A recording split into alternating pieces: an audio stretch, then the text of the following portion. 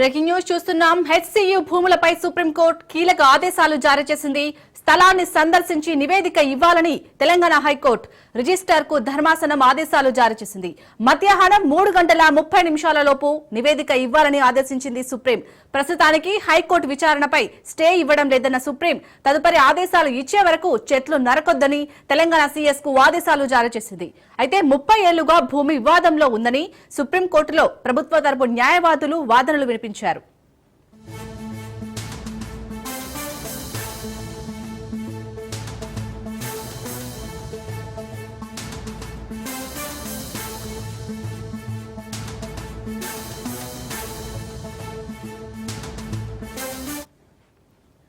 HCU భూములపై supreme court కీలక ఆదేశాలు జారీ చేసింది. స్థలాన్ని సందర్శించి నివేదిక ఇవ్వాలని తెలంగాణ హైకోర్టు రిజిస్టర్ కు ధర్మాసనం ఆదేశాలు జారీ చేసింది.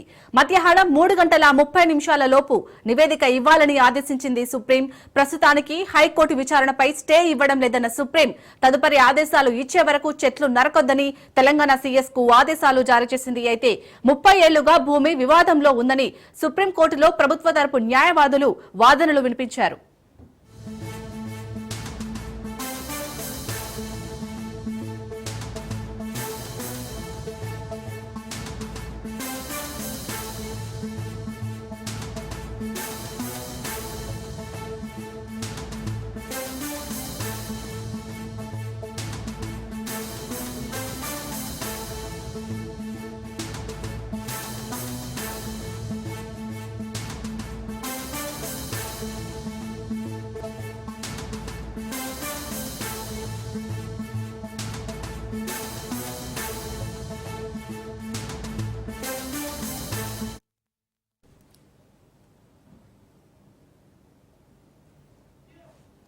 హెచ్సియు భూములపై సుప్రీంకోర్టు కీలక ఆదేశాలు జారీ చేసింది. స్థలాన్ని సందర్శించి నివేదిక ఇవ్వాలని తెలంగాణ హైకోర్టు రిజిస్టర్ కు ధర్మాసనం ఆదేశాలు జారీ చేసింది. మధ్యాహ్నం 3:30 నివేదిక ఇవ్వాలని ఆదేశించింది సుప్రీం. ప్రస్తుతానికి హైకోర్టు విచారణపై స్టే ఇవ్వడం లేదన్న సుప్రీం తదుపరి ఆదేశాలు ఇచ్చే వరకు చెట్లు నరకొద్దని తెలంగాణ సీఎస్ కు ఆదేశాలు జారీ చేసింది. అయితే 30 ఏళ్లుగా భూమి వివాదంలో ఉందని సుప్రీంకోర్టులో ప్రభుత్వ తరపు న్యాయవాదులు వాదనలు వినిపించారు.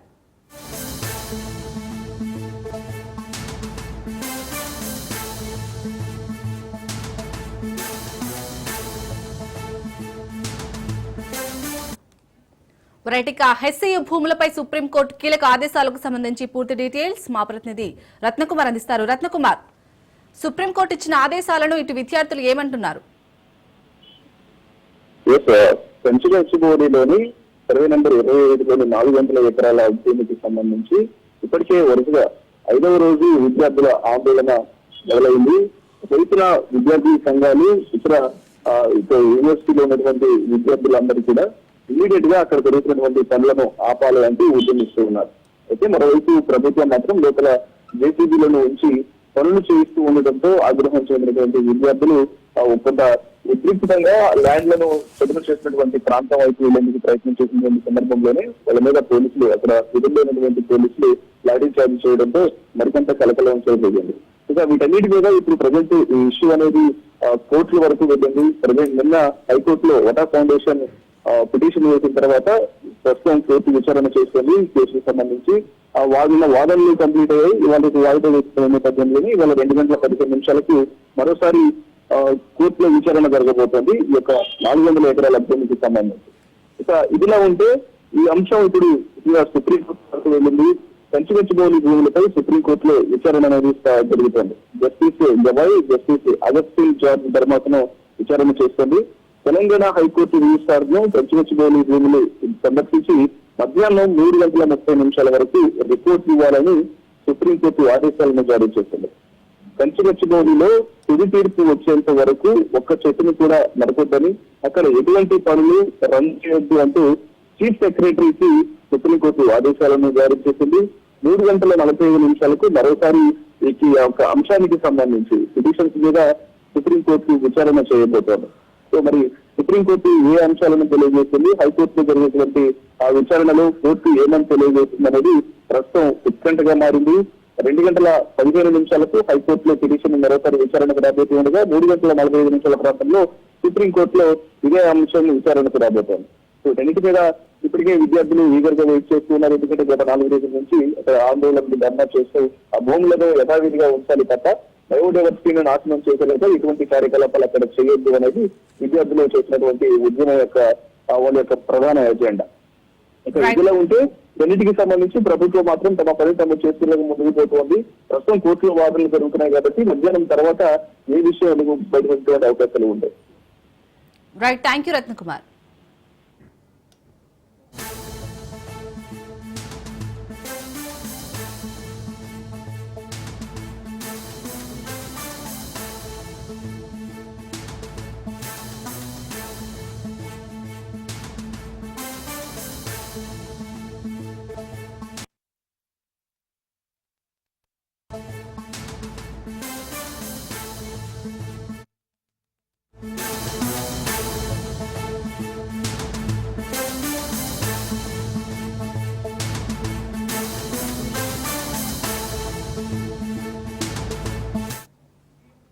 మరో బ్రేకింగ్ న్యూస్ చూస్తున్నాం. తెలంగాణలో పార్టీ మారిన ఎమ్మెల్యేల వ్యవహారంపై సుప్రీంకోర్టులో విచారణ కొనసాగుతోంది. స్పీకర్, కార్యదర్శి తరపున అభిషేక్ మను సింఘ్వి వాదనలు వినిపిస్తున్నారు. స్పీకర్ నిర్ణయానికి కాల పరిమితి విధించే విషయంలో ఇప్పటి వరకు ఎలాంటి తీర్పులు లేవని సింఘ్వి కోర్టుకు తెలిపారు. అయితే మీ దృష్టిలో రీజనబుల్ టైం అంటే ఏంటి అని సింఘ్విని జస్టిస్ గవాయి ధర్మాసనం ప్రశ్నించింది. ప్రస్తుతానికి సుప్రీంకోర్టులో పార్టీ మారిన ఎమ్మెల్యేల వ్యవహారంపై ఇంకా వాదనలు కొనసాగుతున్నాయి.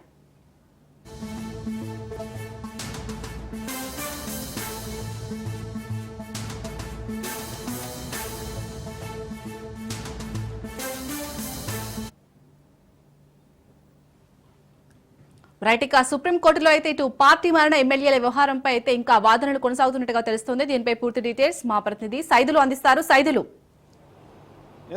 శాలిని, పార్టీ ఫిరాయింపులపైన ఈరోజు సుప్రీంకోర్టులో విచారణ ప్రారంభమైంది. అయితే ముఖ్యంగా అసెంబ్లీ సెక్రటరీ తరపున వాదనలు వినిపిస్తున్నారు అభిషేక్ మను సింఘ్వి. అంటే ఈయన సీనియర్ న్యాయవాది.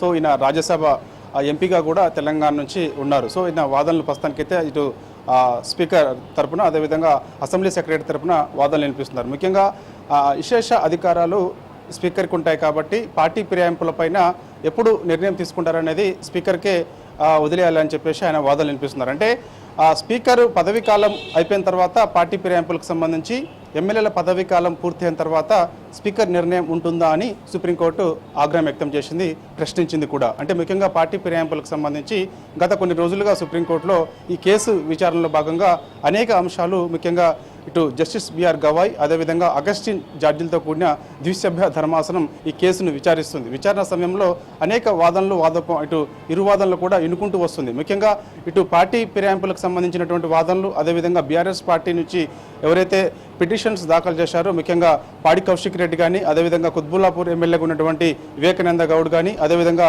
బీజేపీ శాసనసభ పక్ష నేత అయినటువంటి మహేశ్వర్ రెడ్డి పిటిషన్లపైన కూడా ఈ పార్టీ ఫిరాయింపులపైన కేసు విచారణ జరుగుతున్న సమయంలో ఇటు వాదనలు విన్న తర్వాత చివరగా ఈ రోజు మాత్రం అసెంబ్లీ సెక్రటరీ వాదనలు వినిపిస్తున్నారు అభిషేక్ మను సింఘ్వి. అయితే నిన్న కొన్ని కీలకమైన వ్యాఖ్యలు సుప్రీంకోర్టు కూడా చేసిన విషయం అందరికీ తెలిసిందే. ముఖ్యంగా నిన్న కొన్ని అంశాలు లేవనెత్తారు ఇటు బీఆర్ఎస్ పార్టీ తరపునటువంటి అడ్వకేట్ ఆర్యమ్మ సుందరం. అంటే అసెంబ్లీ సాక్షిగా ముఖ్యమంత్రి రేవంత్ రెడ్డి ఉప ఎన్నికలు తెలంగాణ రాష్ట్రంలో వచ్చే ప్రసక్తి లేదు అని చెప్పేసి కూడా చేసిన వ్యాఖ్యల పట్ల సుప్రీంకోర్టు తీవ్ర ఆగ్రహం వ్యక్తం చేసింది. ఖచ్చితంగా దీన్ని కోర్టు ధిక్కారణ కింద ఈ వ్యాఖ్యల్ని పరిగణించాల్సి వస్తుంది.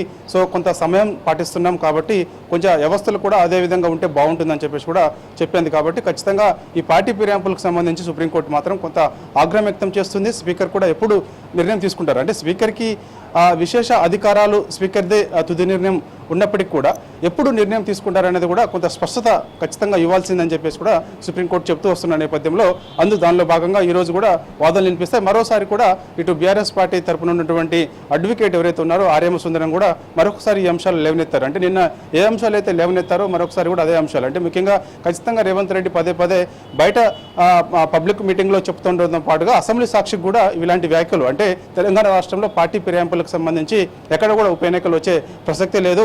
అందరూ ఉప ఎన్నికలకు సంబంధించి ఏదో చర్చించుకుంటున్నారు బయట, అది జరిగే లేదు అని చెప్పేసి కూడా చెప్తున్న వ్యాఖ్యల పట్ల మరొకసారి కూడా బీఆర్ఎస్ పార్టీ తరపున అడ్వకేట్ ఆర్ఎం సుందరం ప్రశ్నలు లేవనెత్తారు. ఇవి కూడా సుప్రీంకోర్టు కూడా స్వీకరించింది. సో వీటిపైన మరొకసారి కూడా ఆగ్రహం వ్యక్తం చేసిన సంగతి తెలిసింది. స్పష్టమైతే వాదనలు జరుగుతున్నాయి. అభిషేక్ మను సింఘవి వాదనలు వినిపిస్తున్నారు. ఇటు బీఆర్ఎస్ పార్టీకి సంబంధించి పార్టీ మారిన ఎమ్మెల్యేలు ఎవరైతే ఉన్నారో వారందరూ కూడా కాంగ్రెస్ గూటికి వెళ్ళారు కాబట్టి 10 మంది ఎందుకు అసెంబ్లీ సెక్రటరీ నోటీసులు జారీ చేసిన తర్వాత కూడా ఎందుకు చర్యలు తీసుకోవట్లేదు అనే దానిపైన కూడా ఇటు అసెంబ్లీ సెక్రటరీ నుంచి అభిషేక్ మను సింఘవి వాదనలు అయితే వినిపిస్తున్నారు. చూడాలి మరి ఇక జస్టిస్ బిఆర్ గవాయ్ ధర్మాసనం మరి కాసేపట్లో ఇటువంటి వ్యాఖ్యలు చేస్తుంది అనే దానిపైన కూడా కొంత మనకైతే క్లారిటీ వచ్చే అవకాశం అయితే ఉంది. సో ఏదేమైనా సరే పార్టీ ఫిరాయింపులకు సంబంధించి ఖచ్చితంగా ఇటు బీఆర్ఎస్ పార్టీ ఏమో ఒక ధీమా వ్యక్తం చేస్తూ వస్తుంది మొదటి నుంచి కూడా.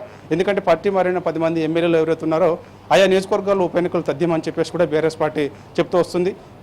ఇప్పట్లో ఉప ఎన్నికలు వచ్చే ప్రసక్తి లేదని చెప్పేసి మళ్ళీ కాంగ్రెస్ పార్టీ చెప్తూ వస్తుంది. కాబట్టి సుప్రీంకోర్టు తర్వాత ఏం నిర్ణయం తీసుకుంటుంది అంటే ఇటు బీఆర్ఎస్ పార్టీ తరపునటువంటి వాదనలు విన్నారు, ఇటు అదేవిధంగా అసెంబ్లీ సెక్రటరీ అసెంబ్లీ స్పీకర్ తరపున వాదనలు వింటున్నారు.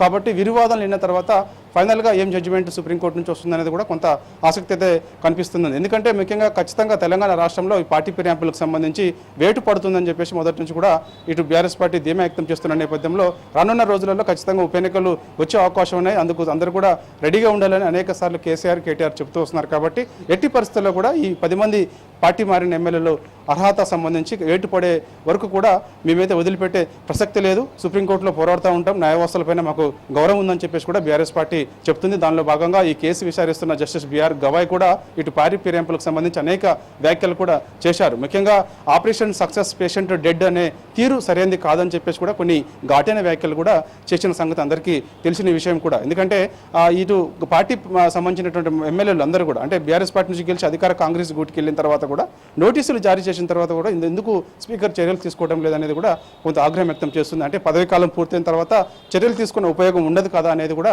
సుప్రీంకోర్టు చెప్తుంది. కాబట్టి సో ఇప్పుడు మరి అసెంబ్లీ సెక్రటరీ తరపున వాదనలు వినిపిస్తున్నటువంటి అభిషేక్ మను సింఘవి వాదనలు మరి ఖచ్చితంగా మరి ఏ విధంగా స్వీకరిస్తుంది, దానికి సుప్రీంకోర్టు కూడా ఏం చెప్తుంది, జస్టిస్ బిఆర్ గవాయ్ ధర్మాసనం ఏం చెప్తుంది అనేది కూడా మరి కాసేపట్లో మనకైతే క్లారిటీ వచ్చే అవకాశం అయితే కనిపిస్తుంది. శాలిని సైదులు మరి ఈ రోజే నా పార్టీ ఫిరాయింపుల వ్యవహారం ఒక కొలికి వచ్చే ఛాన్స్ ఉందా? చూడాలి శాలిని. ఎందుకంటే ఇప్పుడు ఇటు ఒకవైపు స్పీకర్ నిర్ణయం తుది నిర్ణయం అని చెప్పేసి రాజ్యాంగంలో భాగంగా స్పీకర్దే విశేష అధికారాలకు ఉంటాయి పార్టీ ఫిరాయింపులకు సంబంధించి అని చెప్పేసి వాదనలు జరుగుతున్నాయి. కాబట్టి సో మరి ఫైనల్ జడ్జిమెంట్ అయితే ఈరోజు ఉండకపోవచ్చు, మరొకసారి కూడా వాయిదా పడవచ్చు. ఈ వాయిదా పడే తర్వాత మరి చివరిగా సుప్రీంకోర్టు ఏం చెప్తుంది అనేది కూడా ఉండాలి. ఎందుకంటే స్పీకర్కి మ్యాక్సిమం స్పీకర్ చర్యలు తీసుకుంటారా, మమ్మల్ని తీసుకోమంటారా అని సుప్రీంకోర్టు చెప్తుంది. కాబట్టి మరి ఇప్పుడు స్పీకర్ తరపున అదేవిధంగా అసెంబ్లీ సెక్రటరీ తరపున అభిషేక్ మను సింఘవి వాదనలు వినిపిస్తున్నారు. కాబట్టి ఆయన ఏం వాదనలు వినిపిస్తున్నారు అనేది కూడా మనం సేపట్లో క్లారిటీ వస్తుంది. వచ్చిన తర్వాత సుప్రీంకోర్టు ఏం చెప్తుందనే దానిపైన కూడా మనకి స్పష్టత వస్తుంది. అంటే ఫైనల్ జడ్జిమెంట్ అనేది సో బహుశా ఉండకపోవచ్చు, వాయిదా కూడా పడే అవకాశం ఉందని చెప్పేసి కూడా మనకి కొంతమంది ఇటు న్యాయ నిపుణులు చెప్తున్నటువంటి పరిస్థితి కనిపిస్తుంది. Shalini right, thank you Saidulu.